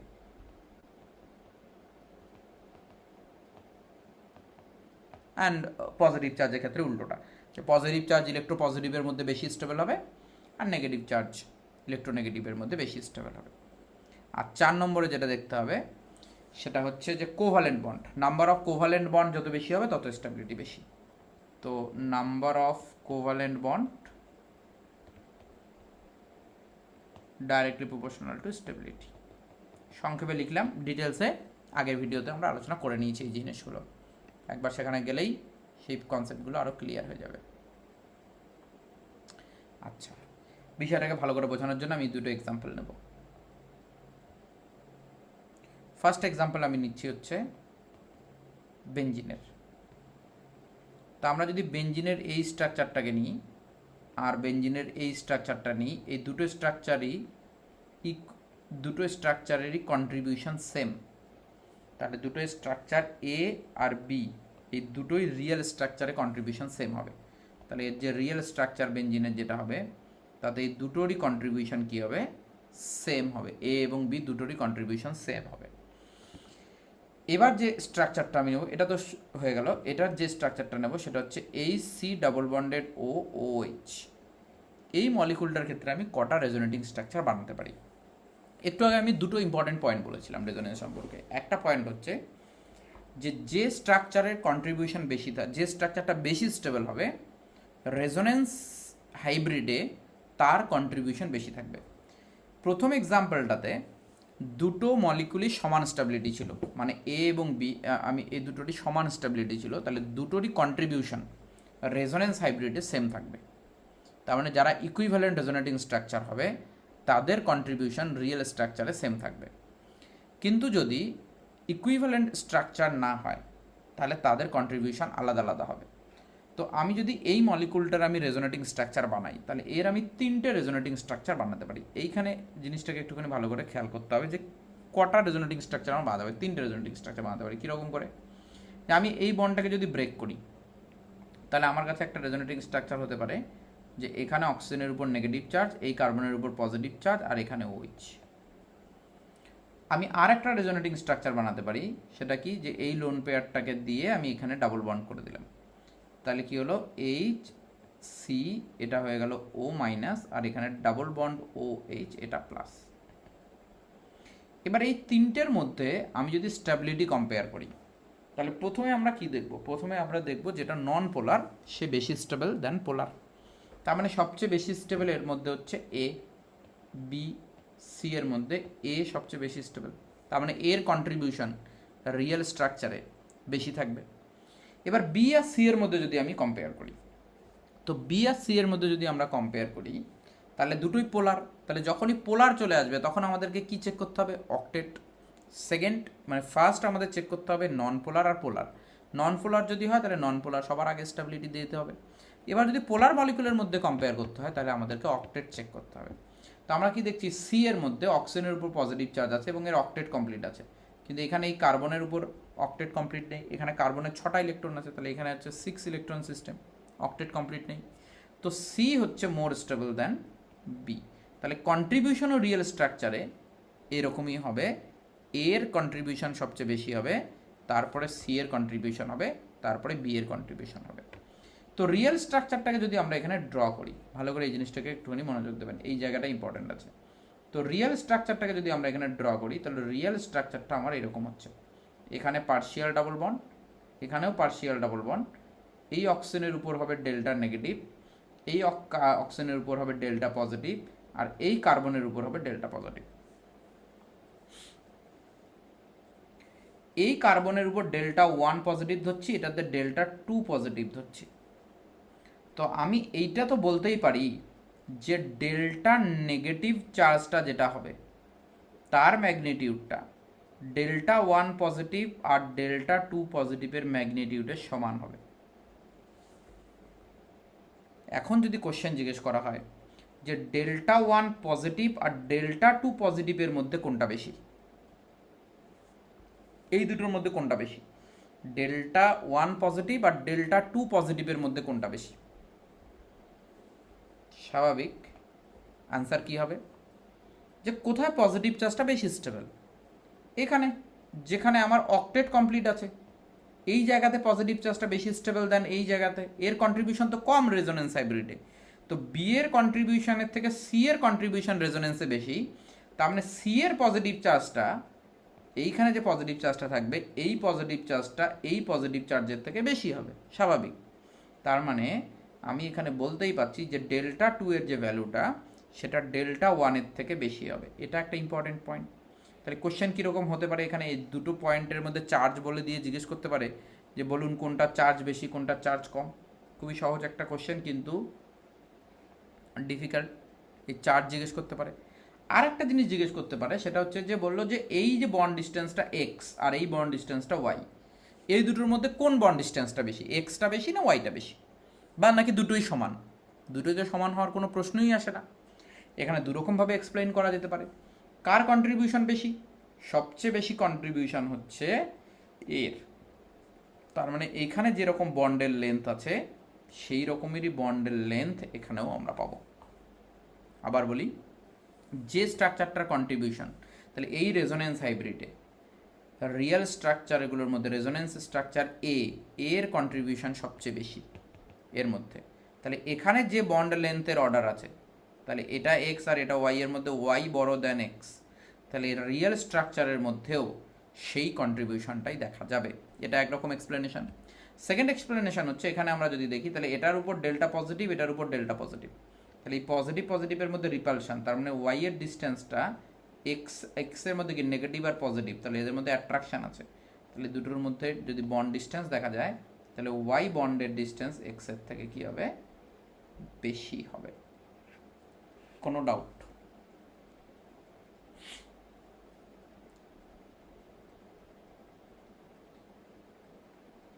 ওকে, এইবার মেইন পয়েন্ট, এবার এবার আরও একটু ইন্টারেস্টিং জায়গায় ঢুকছি। এখানে দেখুন, আর একটু ইন্টারেস্টিং জায়গায় ঢুকছি। এবার যদি আমি একটা মলিকুল কনসিডার করি, যেটা হচ্ছে এই অ্যাসিডটারি অ্যানায়ন, ফরম্যাট আয়ন। তো ফরম্যাট আয়নের ক্ষেত্রে তিনটে রেজোনেটিং স্ট্রাকচার বানানো যেতে পারত। কীরকম বলি, তিনটে রেজোনেটিং স্ট্রাকচার কীরকম বানানো যেতে পারত? এইরকম অনেকে ভাবতে পারতেন যে এই বন্ডটাকে আমি প্রথমে ব্রেক করে দিলাম, তাহলে ব্রেক করে দেওয়ার পরে এই সি এখানে নেগেটিভ, এখানে পজিটিভ, আর এখানে নেগেটিভ, এরকম একটা রেজোনেটিং স্ট্রাকচার ভাবলাম। আর একটা রেজোনেটিং স্ট্রাকচার আমি ভাবলাম হচ্ছে যে এইখানে এই সি, এই ও এর উপর নেগেটিভ, আর এখানে ডাবল বন্ড। তো এই যে সেকেন্ড স্ট্রাকচারটা আমরা পাচ্ছি, এই স্ট্রাকচারটা আনস্টেবল হবে, আর খুবই আনস্টেবল স্ট্রাকচার। এটা এতটাই আনস্টেবল স্ট্রাকচার যে এখানে দুদিক থেকেই চার্জ ডিস্ট্রিবিউশন, মানে চার্জ সেপারেশন আছে। সব থেকে বেশি পোলার মলিকুল, এটা সব থেকে বেশি চার্জ সেপারেশন আছে এতে। তো এই মলিকুলটার কন্ট্রিবিউশনই আমরা কনসিডার করব না রেজোনেন্সে, যে এর কন্ট্রিবিউশন এতটাই কম। রেজোনেন্সের স্ট্রাকচার এটাও একটা, কিন্তু এর কন্ট্রিবিউশন এতটাই কম হবে রেজোনেন্সে যে এটাকে আমরা রেজোনেটিং স্ট্রাকচার হিসেবে কনসিডারই করব না। তার মানে এই কথাটা আমি যেটা বারবার বলছি, যে কোনো একটা মলিকুলের রেজোনেটিং স্ট্রাকচারগুলোর মধ্যে যে স্ট্রাকচারটার কন্ট্রিবিউশন যদি খুবই কম হয় অন্য স্ট্রাকচারের তুলনায়, আমরা এখানে কি করলাম, এই আগের এক্সাম্পলটাতে আমরা এই বি স্ট্রাকচারটাকে কেন রেজোনেটিং স্ট্রাকচার হিসেবে ধরে নিলাম, কারণ আমাদের কাছে কন্ট্রিবিউটিং স্ট্রাকচার হচ্ছে এ সি, এই দুটো কন্ট্রিবিউটিং স্ট্রাকচার। তো সি কন্ট্রিবিউটিং স্ট্রাকচার আর বি কন্ট্রিবিউটিং স্ট্রাকচারের মধ্যে এনার্জি ডিফারেন্স খুব একটা বেশি নেই। তো সি আর বি এর মধ্যে আমরা এই দুটো কন্ট্রিবিউটিং স্ট্রাকচারকে আমরা কনসিডার করলাম। কিন্তু যখন আমি এইখানে চলে আসছি, তখন এই স্ট্রাকচারটা আর এই স্ট্রাকচারটা স্টেবল, মাঝখানে বিটা খুবই আনস্টেবল স্ট্রাকচার। তাহলে এটার কন্ট্রিবিউশন এতটাই কম হবে যে এটাকে পুরোপুরি রেজোনেন্সের মানে খাতা থেকেই বাদ দিয়ে দেওয়া হবে, যে রেজোনেটিং স্ট্রাকচার হিসেবেই কনসিডার করা হবে না। তো এর ক্ষেত্রে আমরা শুধু দুটো রেজোনেটিং স্ট্রাকচারকেই নেব, তিনটে নয়। এই মাঝের এই রেজোনেটিং স্ট্রাকচারটাকে, এটাকে আরএস হিসেবে কনসিডারই করব না। তাহলে এটা আমি বলতে চাইছি যে যখন কোনো রেজোনেটিং স্ট্রাকচার খুবই আনস্টেবল হবে, সেটাকে রেজোনেটিং স্ট্রাকচার হিসেবে কনসিডারই করা হবে না। তো এই জিনিসটা একটুখানি খেয়াল রাখতে হবে। তো এর ক্ষেত্রে আমরা যদি এর কন্ট্রিবিউশন দেখি, তাহলে এ আর সি দুটোই সমান। তাহলে যখন ইকুয়াল কন্ট্রিবিউশনের আসবে, ভালো করে বুঝুন এই কথাটা আরেকবার বলি, যখন ইকুয়াল কন্ট্রিবিউশনের রেজোনেটিং স্ট্রাকচার আসবে, তখন অন্য রেজোনেটিং স্ট্রাকচারকে রেজোনেটিং স্ট্রাকচার হিসেবে কনসিডার করা হবে না। কিন্তু আগের স্ট্রাকচারটাতে ইকুয়াল কন্ট্রিবিউশনের রেজোনেটিং স্ট্রাকচার আসেনি, এ বি সি এদের মধ্যে কন্ট্রিবিউশন ইকুয়াল ছিল না, তাহলে যখন ইকুয়াল থাকবে না তখন সবাইকে নিতে হবে। কিন্তু যদি ইকুয়াল কন্ট্রিবিউশনের রেজোনেটিং স্ট্রাকচার চলে আসে, যেমন এক্ষেত্রে এ আর সি এর এক্ষেত্রে এ আর সি এর কন্ট্রিবিউশন সেম, তাহলে যেহেতু ইকুয়াল কন্ট্রিবিউশনের রেজোনেটিং স্ট্রাকচার চলে আসবে, তখন যার কন্ট্রিবিউশন ইকুয়াল নয় সেইটাকে রেজোনেন্স হিসেবে নেওয়া হবে না। এই কনসেপ্টটা কি ক্লিয়ার হয়েছে?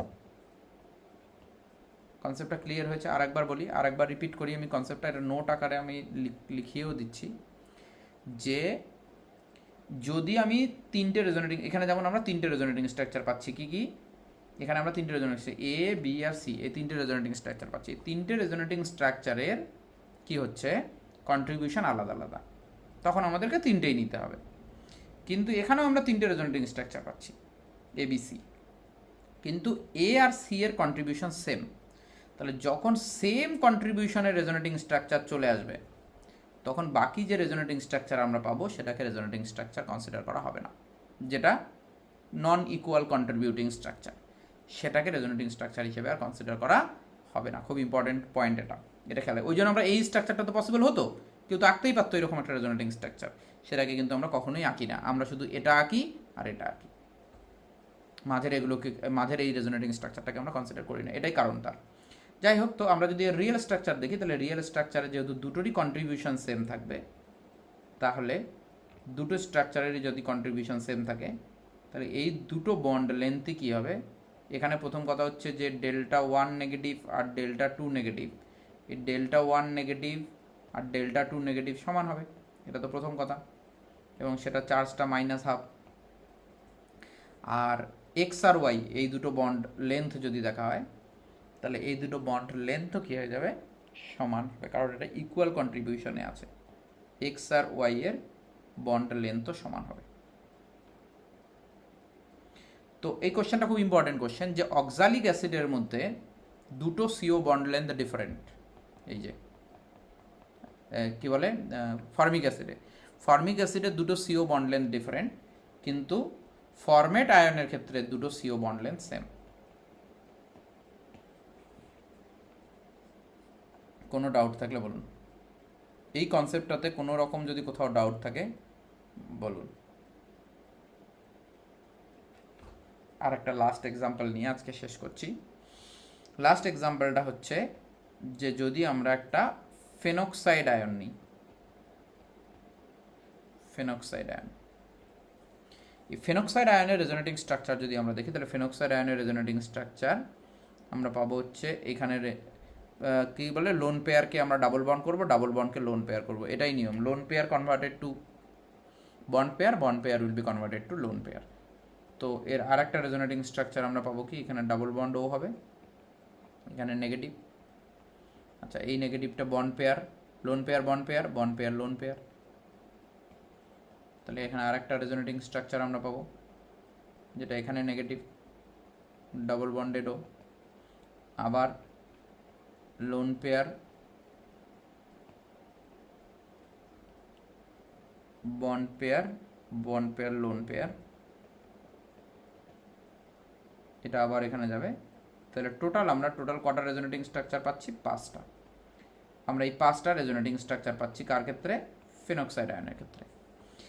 এখন এই 5টা রেজোনেটিং স্ট্রাকচারে যদি আমরা কন্ট্রিবিউশন দেখি, ভালো করে একটাখানে জিনিস খেয়াল রাখতে হবে, 5টা রেজোনেটিং স্ট্রাকচারে আমি দিচ্ছি এ বি সি ডি আর ই, এদের যদি আমরা কন্ট্রিবিউশন দেখি, তাহলে কন্ট্রিবিউশন হচ্ছে এ আর ই সমান কন্ট্রিবিউশন হবে, এবং এ আর ই এর ক্ষেত্রে চার্জটা অক্সিজেনের উপরে আছে, নেগেটিভ চার্জ অক্সিজেনের উপরে থাকা মানে কি, ইলেকট্রোনেগেটিভ অ্যাটমের উপরে নেগেটিভ চার্জ বেশি স্টেবল হবে না কার্বনের উপরে, অক্সিজেনের উপরে নেগেটিভ চার্জটা বেশি স্টেবল হবে।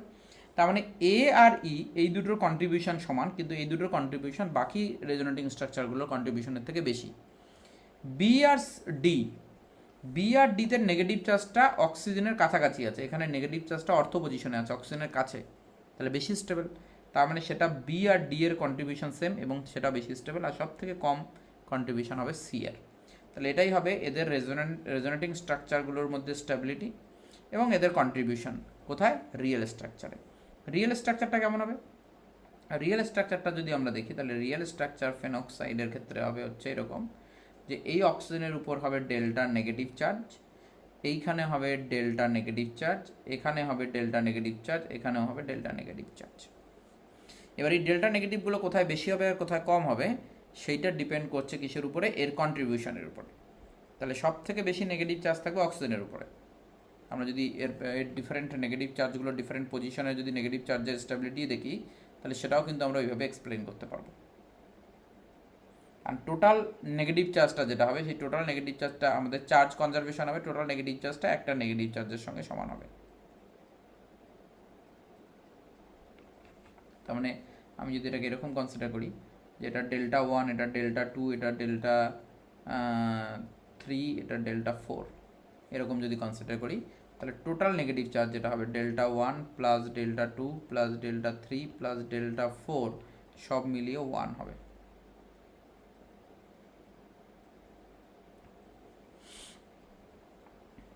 আর কন্ট্রিবিউশনের দিক থেকে যদি দেখি তাহলে ডেল্টা 1-এর নেগেটিভ চার্জটা বেশি হবে সবচেয়ে, তারপরে বি আর ডি মানে ডেল্টা 2 আর ডেল্টা 3 সেম হবে, আর তারপরে ডেল্টা 4 হবে। কন্ট্রিবিউশনের দিক থেকে নেগেটিভ চার্জের কন্ট্রিবিউশনও এরকম হবে। তো এই জিনিসটা আশা করছি বোঝা গেছে যে রেজোনেন্সের মেইন ইম্পর্টেন্ট পয়েন্ট যেটা আমরা আলোচনা করলাম, যে কোনো মলিকুলের মধ্যে রেজোনেন্স আছে মানেই সেই মলিকুলটা স্টেবল, এরকম কোনো কথা নাও হতে পারে। অন্য মলিকুলের তুলনায় স্টেবিলিটি কম্পেয়ার করা যাবে না, সেম টাইপের মলিকুলের সাথেই শুধুমাত্র স্টেবিলিটি কম্পেয়ার করা যাবে। যদি ইকুয়াল কন্ট্রিবিউটিং রেজোনেটিং স্ট্রাকচার হয় তাহলে নন ইকুয়াল কন্ট্রিবিউটিং রেজোনেটিং স্ট্রাকচারকে রেজোনেটিং স্ট্রাকচার হিসেবেই কনসিডার করা যাবে না, এটা একটা ইম্পর্টেন্ট পয়েন্ট। যদি non equal contributing resonating structure হয় তাহলে সবগুলো রেজোনেটিং স্ট্রাকচারকেই কন্ট্রিবিউটিং স্ট্রাকচার হিসেবে কনসিডার করতে হবে, মানে সবাইকে তখন রেজোনেটিং স্ট্রাকচারের এতে নিতে হবে।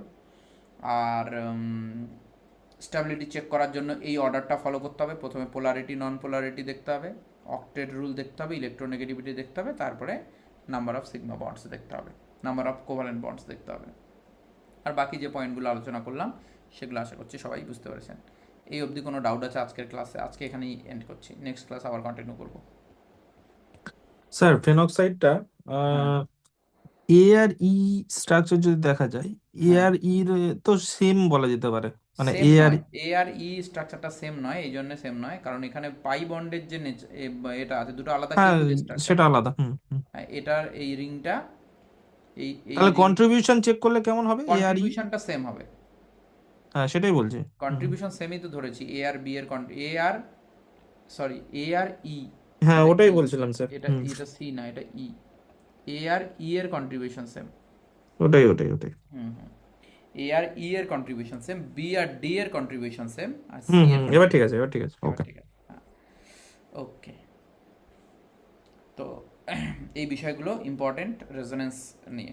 ঠিক আছে, নেক্সট ক্লাস আমরা আর রেজোনেন্স নিয়ে তো রেজোনেন্সের অ্যারো ঘোরানো বা ওই জাতীয় জিনিসগুলো কিন্তু আমরা আলোচনা করেছি আগের বারের ভিডিওগুলোতে। হ্যাঁ, সেই ভিডিওগুলো একবার দেখি। এখানে যেটা নতুন জিনিস যেগুলো জানলাম সেটা হচ্ছে যে কখন রেজোনেটিং স্ট্রাকচারটাকে কন্ট্রিবিউটিং নেওয়া হবে, কখন নেওয়া হবে না, এটা ইম্পর্টেন্ট। রেজোনেন্সের ক্ষেত্রে রেজোনেন্স এনার্জির ব্যাপারটা আলোচনা করলাম, সেটা ইম্পর্টেন্ট, যেটা আগে আলোচনা করিনি। আর কোনো মলিকুলের মধ্যে রেজোনেন্স আছে মানেই সেই মলিকুলটা স্টেবল হবে এরকম কোনো কথা নেই, নাও হতে পারে, কম স্টেবল হতে পারে অন্য মলিকুলে যেখানে রেজোনেন্স নেই তার থেকে। যেমন এক্সাম্পল এখানে বেঞ্জিনের থেকে সাইক্লোহেক্সেন বেশি স্টেবল, বেঞ্জিন রেজোনেন্স আছে সাইক্লোহেক্সেনে নেই। আচ্ছা, রেজোনেন্সের জন্য মলিকুলের আইডেন্টিটিটা কেন নষ্ট হয়? বিকজ অফ ওই স্ট্রাকচারটা পার্টিকুলার স্ট্রেসের জন্য মেনলি। আচ্ছা, তারপরে আলোচনা করলাম যে এই জিনিসটা যে রেজোনেটিং স্ট্রাকচারগুলোর এনার্জি খুবই কাছাকাছি থাকে, এতটাই কাছাকাছি যে তারা নিজেদের আইডেন্টিটি লুজ করে দেয়, যে কোনটা কোন স্ট্রাকচার বোঝাই যাবে না। ওই জন্য এর উপর বেস করে বাকি পয়েন্টগুলোকেও আমরা আলোচনা করতে পারি, যে কেন অ্যাটম শিফটিং অ্যালাউড নয়, কেন number of pi electrons, number of unpaid electron same হতে হবে। হ্যাঁ, এই জিনিসগুলো আমরা আলোচনা করলাম। আচ্ছা, কেকুলের স্ট্রাকচার কেন ঠিক নয় বা দেওয়ার স্ট্রাকচার কেন ঠিক নয় সেগুলো আলোচনা করলাম। মোটামুটি এই বিষয়গুলো আজকে আলোচনা হলো। নেক্সট ক্লাসে আমরা রেজোনেন্স নিয়ে আর খুব একটা বেশি আলোচনা করবো না, আমাদের রেজোনেন্স অলরেডি ইন ডিটেলসে আমাদের আগের এতে পড়ানো হয়ে গেছে। ওই ভিডিওটা একবার দেখে নেবেন রেজোনেন্সের, এখানেই পাবেন, এই চ্যাপ্টারেই আছে, এই পয়েন্টগুলোতেই দেওয়া আছে। তো ওই ভিডিওটা একবার দেখে নিলে এই জিনিসগুলো আরও ক্লিয়ার হয়ে যাবে। ঠিক আছে, নেক্সট আমরা অন্য পয়েন্টের দিকে এগোবো, অ্যারোমেটিসিটির দিকে এগোবো।